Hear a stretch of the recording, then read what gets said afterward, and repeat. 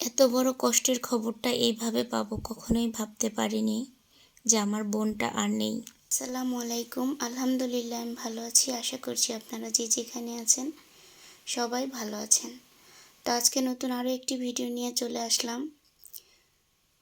বুকে অনেক কষ্ট, অনেক দুঃখ নিয়ে।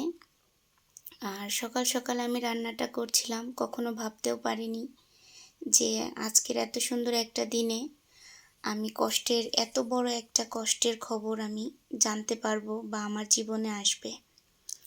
তো সকাল সকাল রান্না করে ফেলছিলাম একেবারে দুপুরের জন্য।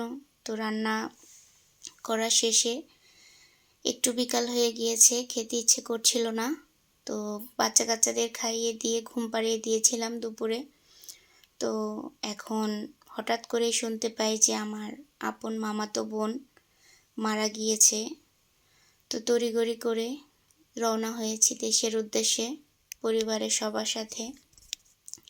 তো যাচ্ছি আর ভাবছি যে জীবনটা আসলে অনেক বৈচিত্র্যময়, যে জীবনে সবারই আসার সময় আছে কিন্তু যাওয়ার সময় নেই। হঠাৎ করেই শুনতে পেলাম আমার মামাতো বোন, একটা মাত্রই বোন আমার মামার, একটা ছেলে একটা মেয়ে।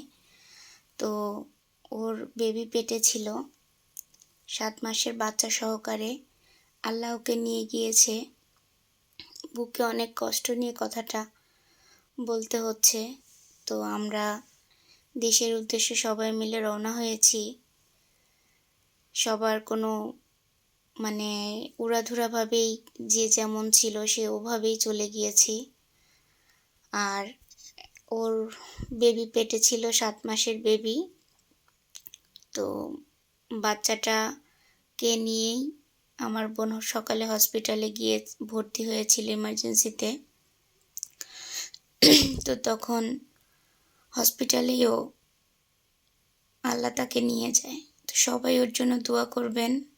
আর যেহেতু মরা বাড়িতে যাচ্ছি, যেহেতু খাবারের কোনো গোছ থাকবে না জন্য বাচ্চা কাচ্চা কে কাকে খাবার দিবে না দিবে, যার জন্য বাচ্চা কাচ্চাদের খাইয়ে ওখানে আমরা একদিন থেকে এখন আমরা পরিবারের সবাই সহ আবার কবরস্থানে যাচ্ছি।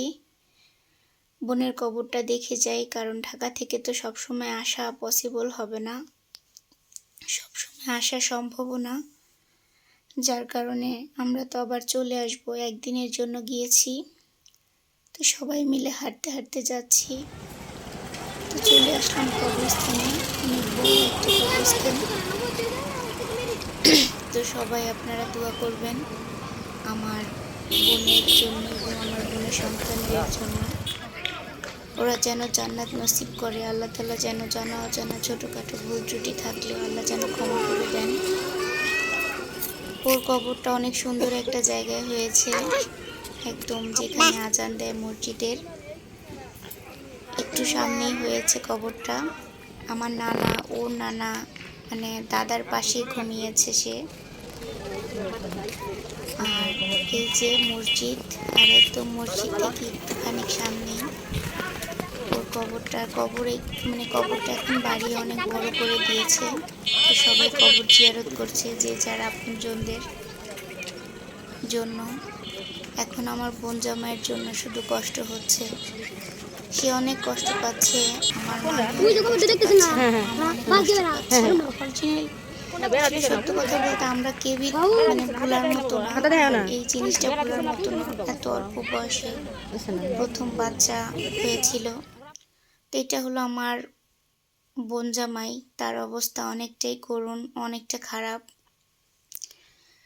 সে নিজেকে মানিয়ে নিতে পারছে না। তো এই বাবুটাকে একটু কোলে দিয়েছিলাম যেন একটু মনের মধ্যে একটু শান্তি লাগে, একটু ভালো লাগে তার। আমার বোনকে হারিয়ে, সন্তানকে হারিয়ে সে অনেক খারাপ অবস্থায় আছে। আল্লাহ যেন তার মনে অনেক রহমত দেয়, যেন সে এগুলো ভুলে নতুনভাবে জীবনযাপন করতে পারে। সবাই দোয়া করবেন আমার বোন জামাইয়ের জন্য। তারপরে আমরা আবার চলে আসলাম কাউন্টার থেকে আমরা বাসে উঠে চলে গিয়েছি। এখন আমরা ঢাকার উদ্দেশ্যে আবার রওনা হয়েছি। তো যমুনা সেতুতে এখানে টাকা দিচ্ছে কাউন্টারে। তো কে আসলে কখন কার কিভাবে মৃত্যু হবে আমরা কেউই জানি না। আল্লাহ যেন সবাইকে সুন্দর একটা মৃত্যু দেয়।